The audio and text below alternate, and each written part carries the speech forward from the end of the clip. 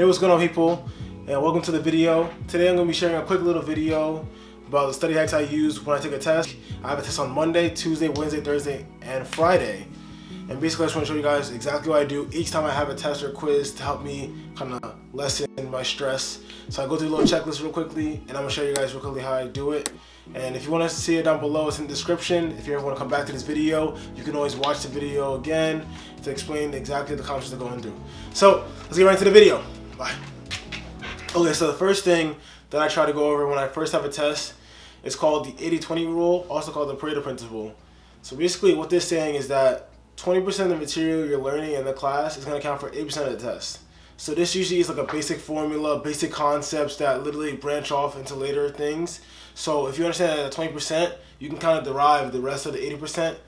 And I see this a lot, especially when I have teachers, because I literally have the same teacher sometimes, like 3 to 4 times, and they still focus on the same concepts over and over and over again. And that's basically most of the test. Because if you understand that one little concept, that can help you with the rest of it. This is also very important, especially like I see it a lot when if I really want to know what's on a test, I usually look at the objectives or a syllabus real quickly, and that really helps me figure out exactly what's very, very important for that test. So if you look at the syllabus, the questions are literally laid out like 1, 2, 3, 4, 5, 6, 7, 8, 9, 10, and that exactly is the things you need to know for the test. So when they throw out like 1,000 different PowerPoints at you and all that information, focus on that 20% right there, and that's going to help you out so much because all the rest of the stuff is not as important and just helps you overall learn the material. Another way you can figure out this material is if you go to like RareProfessor.com or ask a student ahead of time or ahead of you, or they look at their notes, and you can see what they focus on in that class. Because that's why the difference between taking a class and a textbook. A textbook has all the information at once, but you really need specific knowledge in order to really take a test. You don't need to know every single thing. You need to know the specific things that are very, very crucial for that class. So next thing you're going to do after figure out what material is the most important material to understand.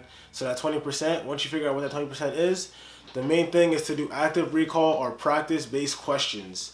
This is the important thing because active recall, I talked about in my last video about how to do active recall, is the way you get your mind to actually memorize things.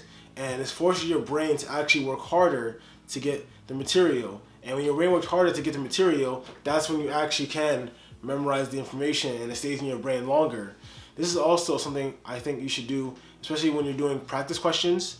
So practice questions you can mainly find in textbooks or you can find from your teacher.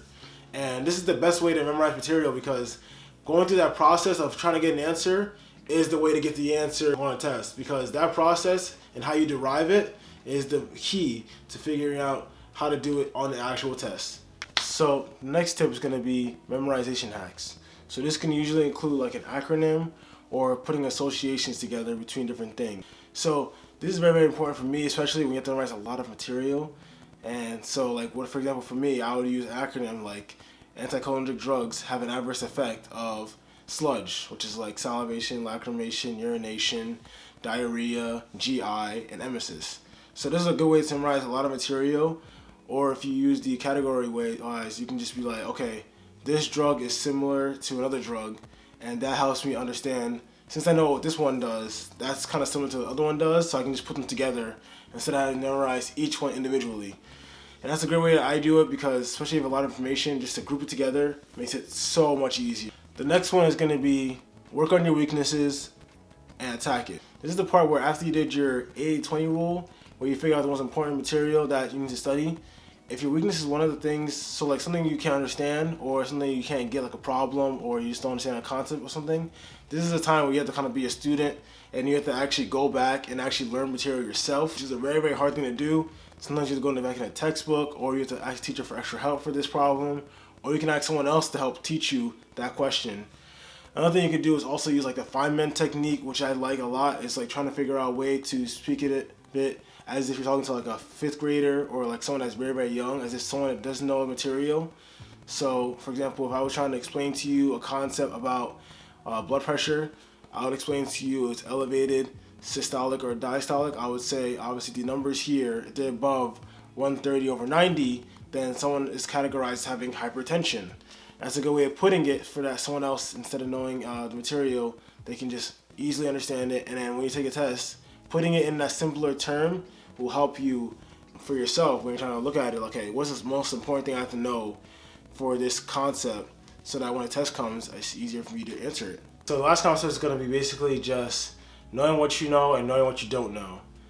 Now, this might not be really good advice, but this is something that I have to deal with a lot, especially when taking multiple tests in a week and having a limited amount of time to study material, is that you have to understand that the grade is not really determinant of who you are as a person, and just understand that you did your best you can, and the basically grade is that showing how much discipline you have and understanding the class.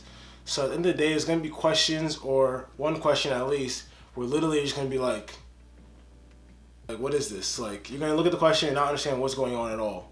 And this is the part where the 80-20 rule comes into part very, very crucially, because once you figure out that 80% that you really need, you're okay with the fact that you don't know the answer to this question. But the main thing is that you try to figure out what answer choices are not there, and that's pretty much it. This last advice not really is going to help you for a test. It's more of just helping you maintain your stress levels, and having low stress levels or like moderate stress levels is very, very important when you're taking a test, because if you have high stress levels, you sometimes change your answers too many times, and that leads to lower results. So that's going to be my tips for acing exams, my little hacks. Hope you guys enjoyed the video. So I had to study a little more. So I'll catch you guys next time. Bye.